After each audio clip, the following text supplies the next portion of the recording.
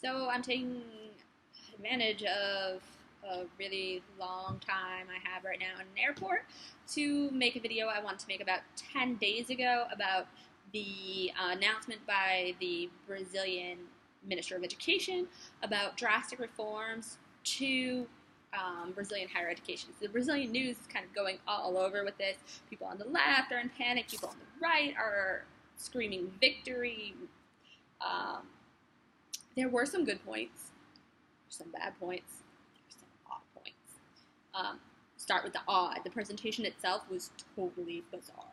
Like, the guy just kept throwing, I felt like it was in a coaching seminar. Like, the guy just kept throwing out potentialize, startup, all these pop words in front of this, like, weird PowerPoint that looked like it was made by, like, an 8th grader with, like, a light show. Bizarre. And he kept making lots of soccer references as well, which we'll get to in a little while. And so there's this great presentation and the good points. Point number one, they want to change the Brazilian tax code and the way universities receive money to allow for corporate donations to a higher level. Right now, it's very controlled and it's not really, it doesn't really work. It's very hard for a company to give money or an individual to give money to a university. USP and ITA have been leading the way in recent years in trying to build endowments, but you'll see, for example, Unesp has a gym that's falling apart. Santander offered a few years ago to rebuild the whole thing, put in a giant swimming pool. The only thing they wanted, they were going to pay for maintenance. The only thing they wanted was to write Santander Bank at the bottom of the swimming pool, and the students and the staff revolted because there's this idea that if you're accepting corporate money, it's going to influence your research. So there's this big move away from accepting money, which is going to be changed under the new law.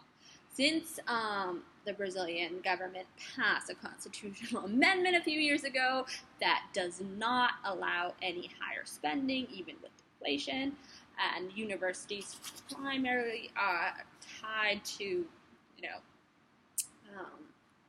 payments for staff, they need to have other forms of income, and this seems like a reasonable way to get income if it's done right and if there are ethics boards. So this is a really good thing. In terms of funding, on the bad side is they propose to create, to basically sell off parts of the university and investment in the research to investment bankers. So he talked about like you had those property, like the real estate funds in the U.S. before the bubble burst, where it would get split up and then resold and repackaged. So they think that's great to do with higher education investing. You're going to sell it off, repackage it, banks are going to sell it, people are going to buy parts of the university, and the investors are going to try to control what the university does. So that part is kind of terrifying. In terms of staffing, this is where it gets kind of, you see that the government really is critical of science. There was a study published this week that said now only 30% of Brazilians really believe in scientific fact, down from 50-something% a few years ago. The university is, and the current administration is very critical of scientists and intellectuals, despite the fact that the Minister of Education himself is a longtime professor. But so they want to change the way professors get paid, right? Most public university professors are tenured. They have full salaries, employment benefits. It's a pretty difficult to get gig, but it's a pretty good gig. And they do almost all of the research in Brazil. So the proposal is to lower the base salary for the professors across the board.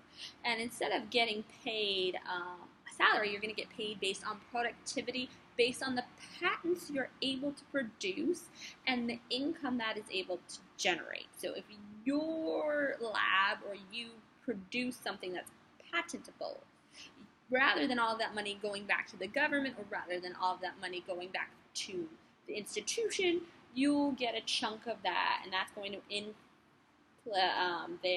that's going to be part of your salary. So it's supposed to incentivize you to potentialize your research and bring in more money to the universities. So there are a few things that are worrisome with this. First is that a lot of the great research that Brazil does isn't really lucrative.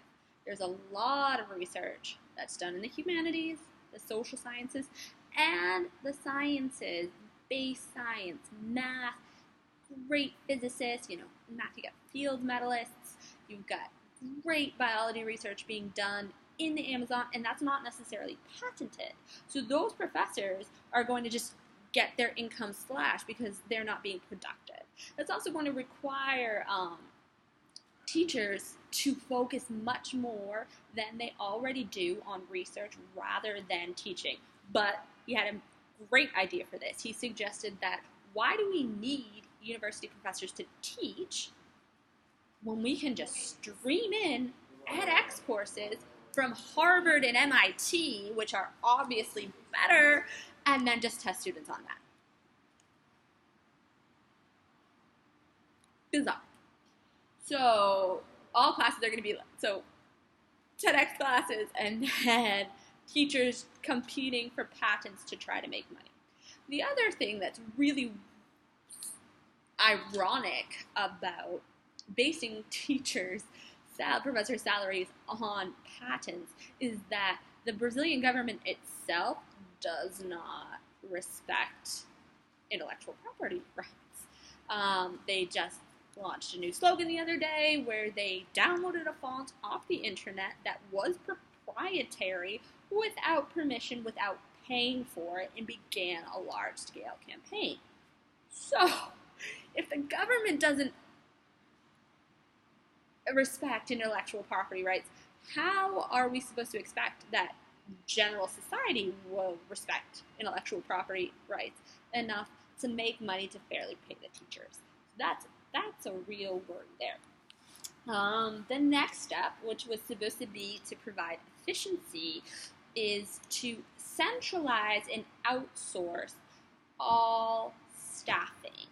So all of the administrators, all of the people who buy equipment, who do all of that, is going to be centralized and outsourced.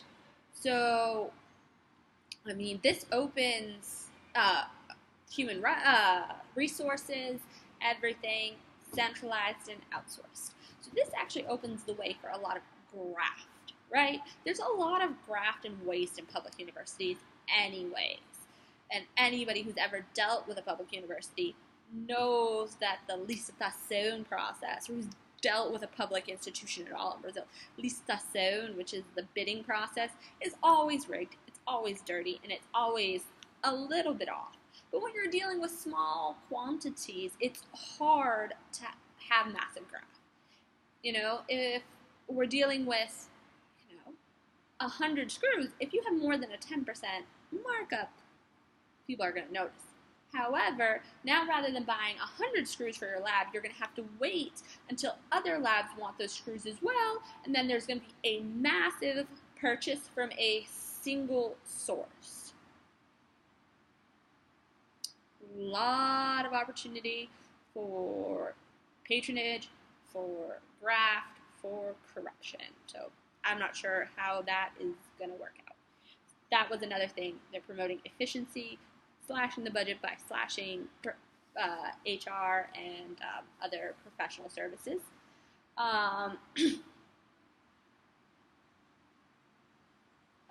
They talked about public hospitals, teaching hospitals. This was a good thing. Rather than, right now, even if you have insurance in Brazil, if you get sick and you go to a public teaching hospital, which are some of the best ones, if you get shot by a bullet, you're not going to the private hospital. They aren't going to be able to help you. You're going to the public teaching hospital where you have the best surgeons, the best people, and they're going to be able to operate you. The way it is right now, all of that hospital's budget only comes from the public healthcare budget. So they're going to change it now so that the teaching hospitals can charge insurance companies for the services provided. This could be really good, a really good source of income for hospitals that really need it. However, it can also shift the priorities of the hospitals to focus on bringing in more patients with insurance, prioritizing patients with insurance, and potentially to further cutting public health benefits because you have this new intended, imagined source of income. So that's another thing that was discussed. In terms of studying abroad, there was one good thing, one scary thing, and one just bizarre thing, like every other topic. So, the good thing. All accredited or quality haven't been able to find where they're defining quality, but apparently there is some where to find a list of quality universities abroad. All of those courses, all of those diplomas will be automatically valid in Brazil. So no more having to spend 2 years dealing with a public university telling you that because you didn't have X hours of some obscure class, your engineering degree is not worth an engineering degree in Brazil and you need to take a couple extra classes. So that will be done. You will just be able to bring in your diploma. Scary thing. If your university isn't on this quality list, it can be evaluated by any public university, but also any private university. So these private universities will be able to decide whether or not any degree, accredited or not, from abroad will be equivalent to a degree in Brazil. Why this is scary. In the U.S., there is a rapid growth of principally master's and PhD courses in Portuguese that are unaccredited and are targeting the Brazilian market. There's a certain Christian university in the state of Florida that sells a doctoral degree for about $10,000. It takes about 18 months and doesn't have a thesis. So there is a definite risk that private universities in Brazil will just charge you a fee and team up with these unaccredited universities and validate your degree in Brazil with no accreditation. So that means a lot of people can suddenly be doctors. A lot of people will suddenly be able to teach university classes who shouldn't be teaching university classes. Florida Christian offers a PhD in coaching. 18 months. And that's going to be that's going to be equivalent to the guy who spends 6 years doing neuroscience studies at a top university in Brazil or abroad. But so that definitely is has the potential to water down credentials, which are already somewhat watered down in Brazil, and so that could create a lot of weird strain and stress, and that's going to be really interesting to see how that affects the perception of studying abroad, perception of studies in general. So good, scary, and then the bizarre thing. Like, the really bizarre part was he started talking about needing to support Brazilian athletes studying abroad more. And he said, if we have a soccer player from Brazil who gets a 50% athletic scholarship to Harvard, the government should pay the other 50%. Because scholarships to Harvard work that way. So I haven't seen that written in the documents, but he definitely said that. It's definitely just bizarre. So the other thing that was a large focus of the presentation was startup culture, the need to incentivize startup culture, and startups in Brazil and entrepreneurship just means like owning a business. It doesn't actually mean innovation. So there was one point he started talking about redirecting money from the fund that's supposed to support small businesses, principally women-owned businesses, in the destitute Northeast. So there's a credit fund that lends them makes a micro loan so they can get up a small business and try and grow the local economy. So apparently they want to take that fund now and redirect it towards funding young people's startups based in the university.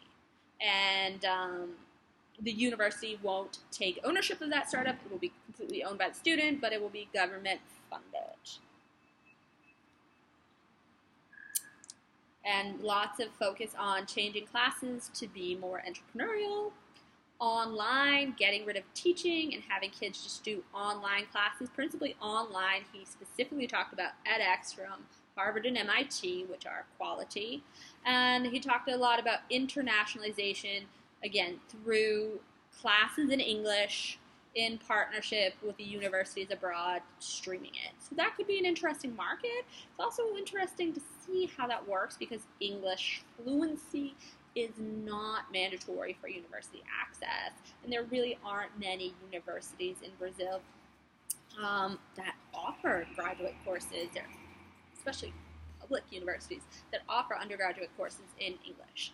So that's going to be really interesting to see how that plays out. And yeah, a lot of focus on supporting private education, and yeah, it's kind of weird. Kind of scary. No discussion about charging monthly fees from students. A lot of people believe that would be the big announcement. They had said they were going to start with a 200 reais fee and then charge maybe in accordance with income, which would have been good, but population got mad, and so they balked at that. But overall, right now there's a lot of tension between, especially with this whole, the way they're changing teacher pay and private investment. The law hasn't gone into vigor. It's open for public discussion, but if it does go into vigor, I think we're going to see a lot of protests, and that's going to, per usual, throw up, give more, provide more demand for going abroad, because if your 4-year degree is now taking 5 or 6 in the university closing, protests, sometimes it becomes more advantageous to go abroad, especially if now your diploma is automatically valid, no matter where you get it. But that was kind of the highlights. Again, it was about an hour, crazy light show.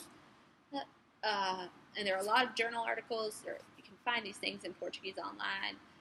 And that's basically what's going on with education in Brazil as of 10 days ago.